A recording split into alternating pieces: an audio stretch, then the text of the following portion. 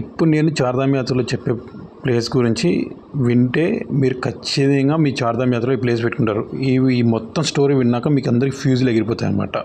మెయిన్గా మనం చార్ధామ్ యాత్ర అంటే ఇప్పుడు కానీ వెళ్ళి చూసేది మటుకు బద్రీనాథ్, కేదార్నాథ్ అనమాట. కానీ యమునోత్రి, గంగోత్రి మ్యాక్సిమం వెళ్ళరు. కానీ యమునోత్రి ఖచ్చితంగా వెళ్తారు మా ఈ వీడియో చూసాక. ఏముంది అంతలో అని చెప్పేసి అంటే Yamunotri related to Treta Yuga and ద్వాపర యుగం కూడా. కాబట్టి మీరు ఈ వీడియో చూసాక మీకు అర్థమవుతుంది అనమాట. ఫస్ట్ ఆఫ్ ఆల్ ఇక్కడికి ఎలా వెళ్ళాలని చెప్పేసి మనం తెలుసుకుందాం. రిషికేష్ నుంచి మనం ఫస్ట్ బార్కోట్కి వెళ్ళాలి. బార్కోట్ నుంచి మనం జానకి చెట్టుకి వెళ్ళాలి. ఇది జానకి చెట్టు అనమాట. ఇక్కడ రూమ్ తీసుకొని నైట్ మనం స్టే ఉండి ఎర్లీ మార్నింగ్ ట్రెక్కింగ్ స్టార్ట్ చేసామంటే మనం ఒక 6 కిలోమీటర్స్ ఉంటుంది అంతే ట్రెక్కింగ్. ఇక్కడ నుంచి స్టార్ట్ చేసి మనం వెళ్ళొచ్చు అనమాట. రెండు బ్యూటిఫుల్ ప్లేసెస్ ట్రెక్ చేసుకుంటూ వెళ్ళొచ్చు. ఓల్డ్ పీపుల్కి అయితే డోలీ కూడా ఉంటాయి, గుర్రాలు కూడా ఉంటాయి. కాబట్టి నో ప్రాబ్లం, మీరు వాటిని చూసుకొని లైక్ వాళ్ళతో మాట్లాడుకొని వెళ్ళొచ్చు అనమాట. మీరేం వరి కావాల్సిన అవసరం అయితే ఉండదు. 6 కిలోమీటర్స్ కాబట్టి చాలా వాకబుల్ డిస్టెన్సే, మీరేం వరి కావాల్సిన అవసరం అయితే ఉండదు. తర్వాత వచ్చేసి ఫస్ట్ వచ్చేసి మనం ఇలా వేనీళ్ళ దగ్గరికి వెళ్తాం అనమాట. ఇది కుండు లైక్ చాలా చల్లగా ఉండే ప్లేసెస్లో కూడా అక్కడ వేనీళ్ళు ఉంటాయి. మనం వినింటాం ఆల్రెడీ దీని గురించి. దీన్ని సూర్యకుండ అంటారు అన్నమాట. వస్తే తర్వాత వచ్చేసి పక్కన ఇది మెయిన్ సూర్యకుండ అనమాట. ఇక్కడ నుంచి వేడి నీళ్ళు అక్కడికి వెళ్తుంటాయి. దీని పవిత్రత ఏంటంటే ఇక్కడ ఎవరైనా ఇంటి దగ్గర నుంచి బియ్యం తీసుకెళ్ళి ఇక్కడ సూర్యకుండలో పెట్టి వాళ్ళు పూజ చేసేస్తారన్నమాట. ఇది తీసుకెళ్ళి ఇంటికి వెళ్ళేసి మంగళవారం కానీ శుక్రవారం కానీ ఇంట్లో పళ్ళం వేసుకొని తిన్నామంటే మనం కోరుకునే కోరికలను తీరుతాయని చెప్పి ఇక్కడ ప్రసిద్ధి అనమాట. కాబట్టి మీరు ఎప్పుడైనా యమునోత్రి వెళ్ళేటప్పుడు ఖచ్చితంగా మీ ఇంట్లో నుంచి బియ్యం కానీ తీసుకెళ్ళి అక్కడ పూజ చేయించుకొని ఇంటికి తీసుకెళ్ళండి. అవి చాలా మంగళమయ్యి మీకు చాలా పవిత్రత, మీ కోరికలను తీరుతాయి. ఎందుకు అదని చెప్పేసి నేను తర్వాత కూడా చెప్తాను, మీకు అర్థమవుతుంది. ఇప్పుడు వచ్చేసి యమునోత్రి.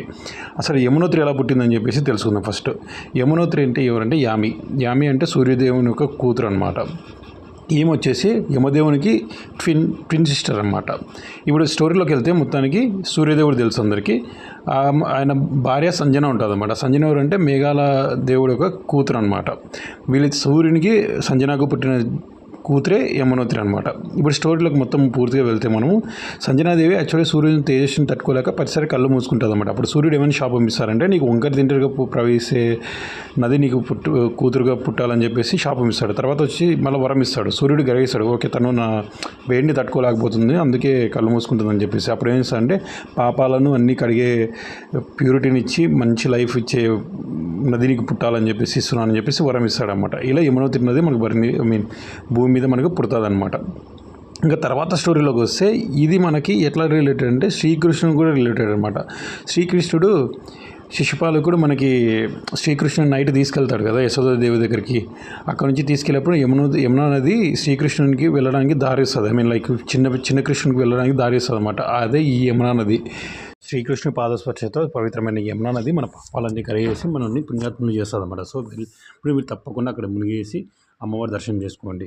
ఇదనమాట. ఇంకో స్టోరీ వచ్చేసి త్రేతాయుగం రిలేటెడ్ ఏంటంటే హనుమంతుడు లంగని దహనం చేస్తాడు కదా. దహనం చేసిన తర్వాత తన తోకని తీసుకెళ్ళి అక్కడ ఉండే సముద్రంలో పెడతాడు అనమాట. అయినా కూడా ఇంకా స్టిల్ ఏంటంటే ఆయనకు ఇంకా మంట తగ్గుతున్నది అనమాట. లైక్ ఫైర్ అయితే ఆగిపోతుంది కానీ మనకు బర్న్ అయిన ఈ వూండ్స్ ఉంటాయి కదా. అందుకని చెప్పేసి ఆయన ఏం చేస్తాడంటే హిమాలయ ప్రాంతాలకు వచ్చి తన తోకను కూల్ చేసుకోవాలని చెప్పేసి వచ్చేసి ఇక్కడ బంద్రపూచ్ అని చెప్పి ఒక ప్లేస్ ఉంటుంది అనమాట. అక్కడ వెళ్ళేసి ఆయన తోకను పెడతాడు. అప్పుడు ఆ వేడికి హిమాలయ పర్వతాలు కరిగి ఇలా యమునా నదిగా ప్రవేశిస్తుందని చెప్పేసి ఇలా కూడా ఒక స్టోరీ ఉందన్నమాట. ఏదేమైతే ఇలా చాలా త్రేతాయుగంకి, ద్వాపర యుగంకి, కలియుగంకి అన్ని యుగాల్లో ఉన్న ఈ యమునా నది చాలా పవిత్రమైనదని చెప్పేసి నాకు అనిపిస్తుంది. సో మీరు వెళ్ళినప్పుడు చార్ధామ్ యాత్రకి ఇక్కడికి వెళ్ళేసి అమ్మవారి బ్లెస్సింగ్స్ తీసుకోవాలని చెప్పి మనస్ఫూర్తిగా కోరుకొని మీ పాపాలన్నీ ఏమనున్నా కూడా కడిగేసుకోవాలని చెప్పేసి కోరుకుంటాను అనమాట.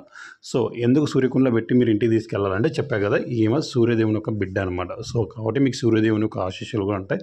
మీరు వెళ్ళేసి ఇంటికి వెళ్ళేసి పూజ చేసుకోండి. ఇంట్లో అందరూ కలిసి ఆ ప్రసాదంని తీసుకోను అనమాట. మీ కోరికలు ఏమైనా మనస్ఫూర్తిగా తీరుతాయని చెప్పేసి నేను ఆశిస్తున్నాను అనమాట. ఇది యమునోత్రి నది యొక్క పవిత్రత, ఆమె పుట్టిన చరిత్ర. సో తప్పకుండా యమునోత్రికి మీరు ప్లాన్ చేసుకోండి. చార్ధామ్ యాత్రలో మిస్ అవ్వకండి.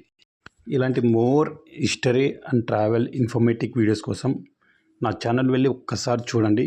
చాలా ఉన్నాయి చార్ధామ్ గురించి మీరు తెలుసుకోవాల్సినవి. ఇంకా యమునోత్రికి ఎవరైనా వెళ్ళింటే మీ యొక్క ఎక్స్పీరియన్స్ కూడా షేర్ చేసుకోండి కామెంట్లో, మీతో వాళ్ళకు ఉపయోగపడుతుంది. ఇలాంటి మోర్ వీడియోస్ కోసం like and subscribe. Thank you.